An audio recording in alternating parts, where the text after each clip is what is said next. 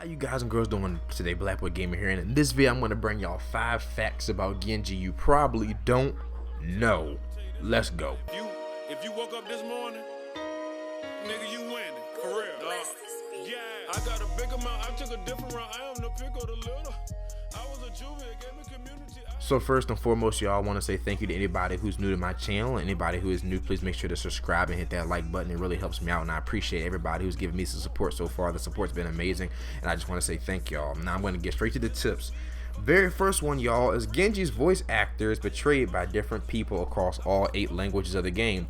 Now this is a little bit of a surprise to me, not that big of a fact, but I mean, to sit there and think, I was thinking that, like, you know, since the game voice community is so small, that maybe some of them were actually bilingual in the way that they spoke, but actually every single character has a different voice when it comes to the languages. Number 2, the sign on Genji's chest is read as Bunshin or Bunshin. I'm not so sure how to pronounce it exactly.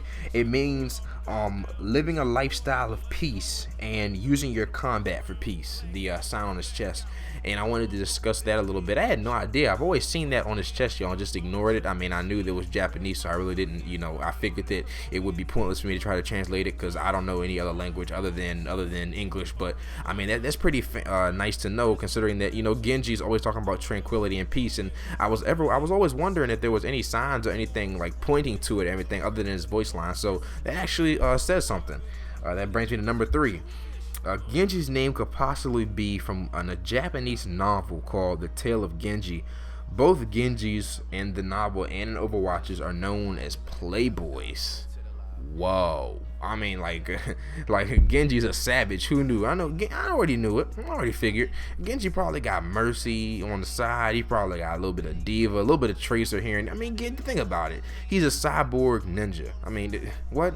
Okay, let's go on to the next one. Genji's statue was actually formed in Paris to promote Overwatch. I had no idea about this one, and I was actually quite surprised and excited because I was always wondering that, you know, since Genji is one of the most hated characters along with Tracer just for being irritating, I was wondering, like, and I would always see Tracer in the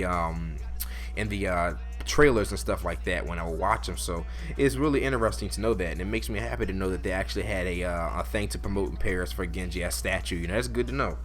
And number 5, y'all, this is the one I took most of the notes on. It says that Genji and Hanzo were meant to be the same character, and I'm gonna put a character model up on the screen. In fact, Genji and Hanzo's kits were drawn from Sombra.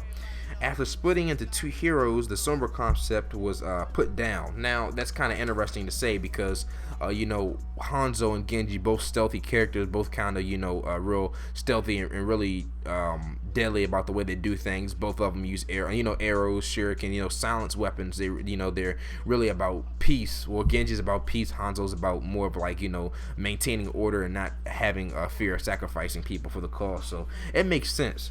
And it goes on to say that Genji himself was going to be a slowly moving assassin with the ability that allowed him to trip and kill his enemies. Now that would have been something neat to see, but unfortunately they found this unfun and it was later removed, and this concept was taken into the consideration and thoughts for Sombra. That makes perfect sense if you think about it, to trip and kill his enemies undetected, undetection, Sombra, hacking, everything like that.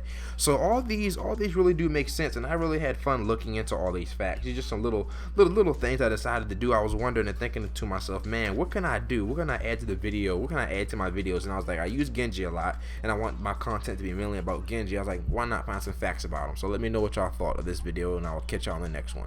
BBG.